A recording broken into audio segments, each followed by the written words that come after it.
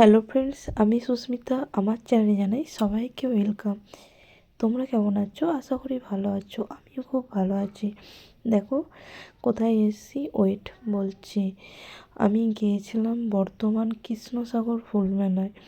তো এটা হয় অ্যাকচুয়ালি আমাদের যে বর্ধমান গোলাপবাগ মোড় আছে, গোলাপবাগের কাছে বাস থেকে নেমে ওখানে অটো আছে। অটোতে চাপলেই বলে দেবে যে বর্ধমান কৃষ্ণসাগর মেলা যাব। এটা হচ্ছে আমাদের একটা পার্ক, কেএসপি। দেখো আমি ডিউটি শেষ করে হঠাৎ আমার মনে হলো যে আজকে এবার মেলায় ঘুরেই আসি। তো এবছর মানে আর বছরের তুলনায় এবছর ফুল বলতে গাঁদা ফুলটাই বেশি ছিল। আর অন্য কোনো ফুল সেইভাবে ভ্যারাইটি কিছু ছিল না। আর এখানে নানা রকম গাছ ছিল। আর এগুলো কি কাগজ ফুল বলে, মানে কি বেগুন ভেলিয়া না কি ফুল লেগা ছিল, আই থিঙ্ক, আমি জানি না, নামটা আমার মনে নেই। আর এখানে কি বলতো, সেরকম ফুলের ভ্যারাইটি নেই। আর বছরে সত্যি অসাধারণ সব ফুলের ভ্যারাইটি ছিল, আর খুব সুন্দর সুন্দর ফুল লাগানো ছিল। আর এবছর সেরকম মানে জাঁকজমক নয়। এখানে নানা রকমের ভ্যারাইটি হচ্ছে ক্যাকটাস জাতীয় গাছ আছে। দেখো অনেক রকমের ক্যাকটাস জাতীয় গাছ আছে। আর এখানে তোমার হচ্ছে এগুলো হচ্ছে চন্দ্রমল্লিকা ফুল। আর তারপর তোমার এগুলো সব নানা রকম ফুল আছে। তারপর হচ্ছে নানা রকমের গোলাপ ফুলের ভ্যারাইটি আছে। তো গাঁদা ফুলের ভ্যারাইটি আছে। আর কৃষ্ণসাগর ফুল মেলায় আগে যেমন হতো, শুধু ফুলটা বেশি থাকতো, আর অন্যান্য মেলা হতো। এখানে প্রোগ্রাম হচ্ছে দেখো। আর আমি যখন গিয়েছিলাম তখন কটা বাজে, 4টে এরকম বাজবে। তো দেখো, আর এখানে প্রচুর লোকের মানে তখনও মানে কি বলবো, ভিড়, ভালোই ভিড়। আর এখানে জায়গাটা অনেকটা এরিয়ায় মেলাটা বসে, অনেকটা এরিয়া, গোটা পার্কটা জুড়ে মেলাটা বসে। আর এখানে তোমার 10 টাকার হচ্ছে আংটি বিক্রি হচ্ছিলো। আমি শুধু আবার দেখছিলাম হাতে নিয়ে কেমন লাগে। আর এখানেই দেখো কুশানগুলো, মানে লাভ সাইন কুশানগুলো দেখতে এত সুন্দর লাগছে কি বলবো। আর সত্যি কথা বলতে কি, মেলা একা একা চায় না কেন, চায়, কিন্তু খুব একটা ভালো মেলায় তোমার মানে নিজের লাইফ পার্টনার বলো, গার্লফ্রেন্ড বয়ফ্রেন্ড, কিংবা হাজব্যান্ড ওয়াইফ, কিংবা তোমার বন্ধু বান্ধবদের সঙ্গে গেলে তো একটা মজা। আর মেলায় সবসময় বন্ধু বান্ধবদের সঙ্গে গেলে বেশি এনজয়টা হয়। তো বাড়ির লোকেদের সঙ্গে গেলেও এনজয় হয়। তো সবার কার সঙ্গে মজাটা আলাদা আলাদা রকম হয়, সবার কার সঙ্গে মজাটা কখনো একই রকম হয়। আর এখানে দেখো সব জামা, সোয়েটার, তারপর ঘর সাজানো সব কিছু বিক্রি হচ্ছে। আর আমি দেখছিলাম, আর আমি সচরাচর কী বলতো, দোকান থেকে জিনিস নিতে বেশি কমফোর্ট ফিল করি আমি। মানে সব জায়গা থেকে জিনিস খুব একটা কিনি না, আর মেলা থেকে বেশি কিনি। কেউ যদি আমার বাড়িতে এসে দেখে, কানের আর ক্লিপ বেশি পাবে। কেননা কানের কী বলো তো, তুমি পরো, দুদিন রং চটে যাবে, ফেলে দাও। তো যখন কিনবে তো অন্য কিছু। আর এখানে দেখো এগুলো হচ্ছে গোল্ড প্লেটের জুয়েলারি। আমি জিজ্ঞাসা করছিলাম কাকুকে, যেটা কি গোল্ড প্লেট? বলছি হ্যাঁ। আর এখানে ইয়াররিংস, আংটি, তোমার হার, সব কিছু দেখতে ভালোই লাগছিলো। কিন্তু গোল্ড প্লেট হলেও না, কিছু কিছু গোল্ড প্লেট আমার আবার শ্যুট করে না, যেহেতু আমার সিটি গোল্ডের অ্যালার্জি আছে। মানে সিটি গোল্ডের জিনিসটা আমি হাত পর্যন্ত দিই না। বাড়িতে মায়ের জন্য, দিদির জন্য যদি শখ করে কিছু নিয়ে আসি, বৌদির জন্য, সেই যে দোকানদার কাছে কেনাকাটা করি, ওই দাদাটাকে বলি তুমি খুলে দেখাও জিনিসটা, তারপর আমি বাড়িতে নিয়ে যাব, এরকম একটা ব্যাপার। একবার জানো তো, আমার বোনের যখন বিয়ে হয়, তো আমরা বিয়ের কেনাকাটা করতে গেছি। এরপর আমার বোন বলছে যে দিদি, তুই তাহলে এক কাজ কর, ওর মায়ের পলা নিয়েছে, আর আমাকে বলছে তাহলে তুই পরে দেখ, তোর হাতে যদি ঠোকে তাহলে দেখবি যে আমার মায়ের হাতেও ঠকবে। বললাম বেশ। ও মা, আমি পলাটা পরেছি, পলাটা পরার পর বললে বিশ্বাস করবে না, সঙ্গে সঙ্গে আমাকে খুলে দিতে বাধ্য হয়েছে। আমার হাত এত পরিমাণে চুলকাচ্ছে, চুলকাতে চুলকাতে না হাতগুলো পুরো হাত না ফুলে গেল। আর যেই দোকানদারের কাছে আমি কেনাকাটা করছি, কাকুটা আবার কী করলো, ভলিনি দিল, তাতেও দেখছি কমছে না। তারপর আবার বরফ দিয়ে তারপর দেখছি ফ্লোটা কমলো। তারপর থেকে সত্যি কথা বলতে সিটি গোল্ডের জিনিস আর সচরাচর আমি প্রথম থেকেই সিটি গোল্ডের খুব একটা জিনিস পরতে পছন্দ করতাম না। আর হাবি জাবি উল্টো পাল্টা জিনিস আমার পরতে খুব একটা ভালো লাগে। আমার ম্যাক্সিমাম সিম্পলটাই বেশি বেস্ট লাগে। আর এখানে এই হাতের ব্রেসলেটগুলো আমার বেশ দেখতে ভালো লাগছিলো, কিন্তু দামটা অনেকটাই বেশি বলছিল। আর চুড়ি হচ্ছে প্রত্যেকটা মেয়েরই আকর্ষণ, কে না চুড়ি পরতে পছন্দ করে, এমন কোনো মেয়ে নেই যে চুড়ি তার পছন্দ নয়। আর এখানে দেখো গোটা মানে জায়গাটা তোমার পুরো কি সুন্দর লাইটিংয়ের কাজ করেছে, জাস্ট অসাধারণ। আর সত্যি কথা বলতে কি একটু অন্ধকারও হয়ে যাচ্ছিলো, যেহেতু আমি মানে বাড়ি বলতে মায়ের কাছে যাব, মা বাবা যেখানে থাকা হয় সেখানেই এখন থাকা হয়। কেননা মায়ের একটা ছোট্ট অপারেশন হয়েছে, তো তার জন্য মা কিছু করতে পারে না, তার জন্য ওখানে থাকা হয় মা বাবার কাছে। বাড়ি গেলে তো চাচ্ছিল না। আর ওই লাইনে মানে লাস্ট ট্রিপ ছিল 6:45। ওই মানে গাড়িটা পেরিয়ে গেলে আর আমার ফিরে আমাকে ব্যাক করতে হবে, এরকম একটা ব্যাপার। তো আমি ঘুরে ঘাড়ে আর যেদিন গিয়েছিলাম সেদিন জানো তো আমার এত খাবার খেতে ইচ্ছে করছিল, কিন্তু সেদিন যেহেতু আমাদের নিরামিষ, তো আমার বাইরেকার খাবার তো খাওয়া চলবে না।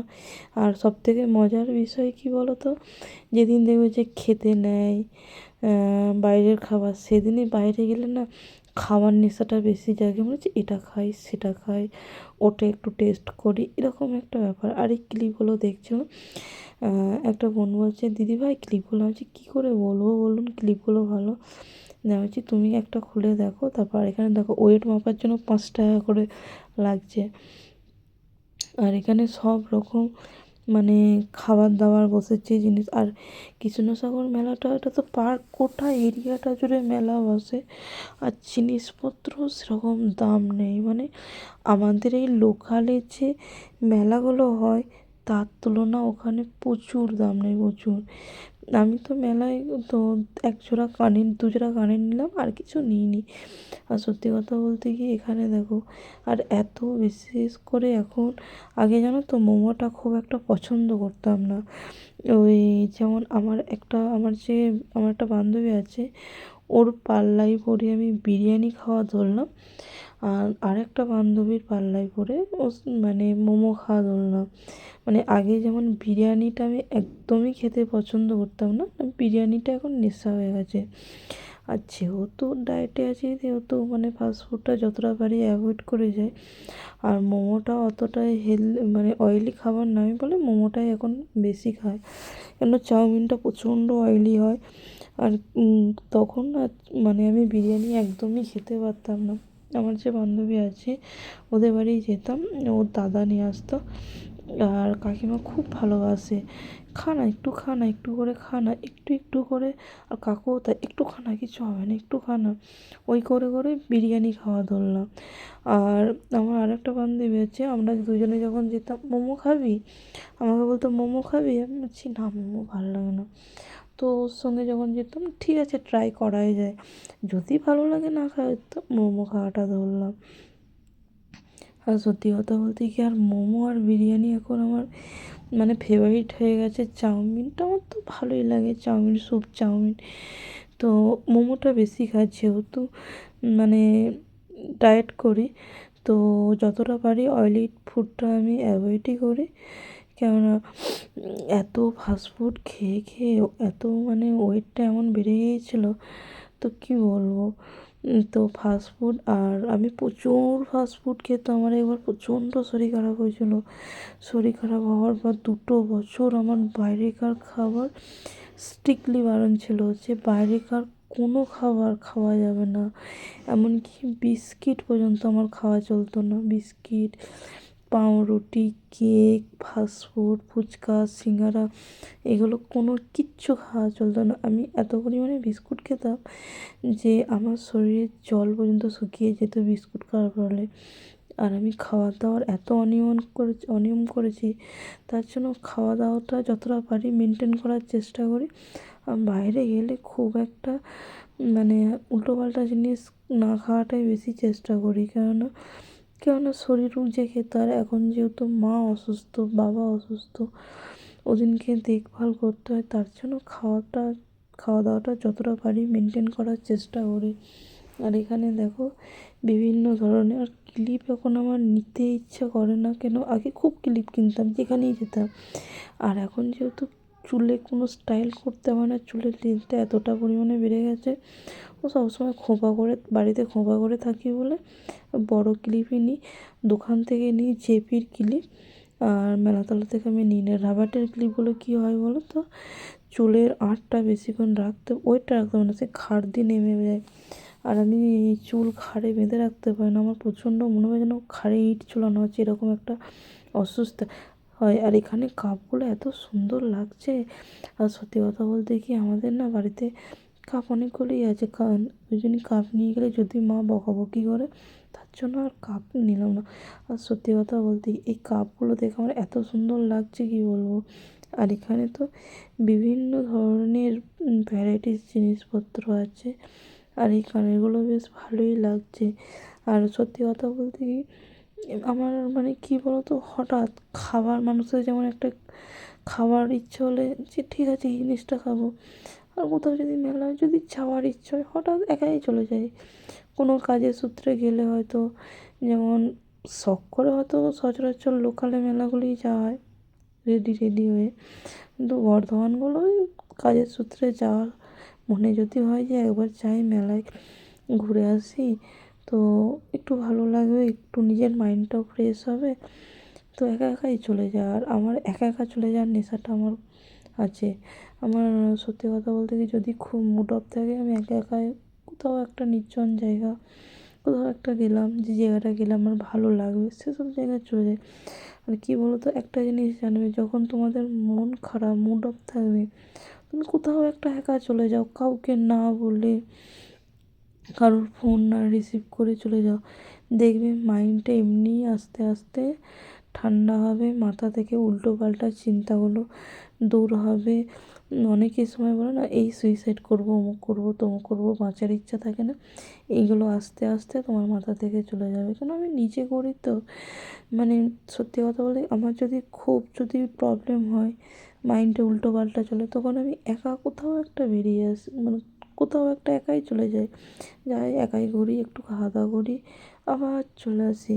মাথা থেকে না ওই যে উল্টোপাল্টা চিন্তাগুলো, ওই যে মাথায় যে তীব্র রাগটা উঠে যাওয়া, এগুলো আস্তে আস্তে নেমে যায়।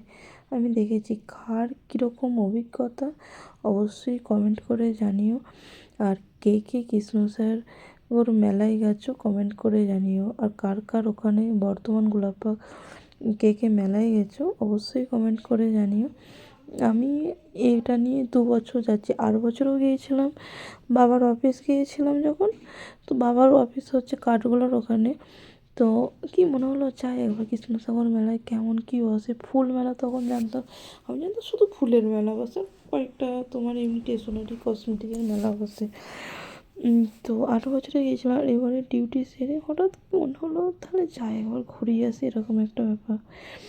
আর আমার যে কোনো জিনিস হঠাৎ মাথার মধ্যে চলে এলে যাবো তো চলো ঘুরেই আসি। দেখো, আর ভিডিওটা কেমন লাগলো অবশ্যই কমেন্ট করে জানিও। যারা ইউটিউব থেকে দেখছো তারা চ্যানেলটা সাবস্ক্রাইব করো, আর যারা ফেসবুক থেকে দেখছো তারা পেজটা ফলো করো। তো ততক্ষণ ভালো থেকো, সুস্থ থেকো, নিজের খেয়াল রাখো। আর এখানে দেখো কৃষ্ণসাগর মেলা গেটটা এবারে সত্যিই খুব সুন্দর করেছিল। তো আজকের মতন টাটা, আবার নতুন একটা ভিডিও নিয়ে আসবো। ততক্ষণ ভালো থেকো, সুস্থ থেকো, বাই।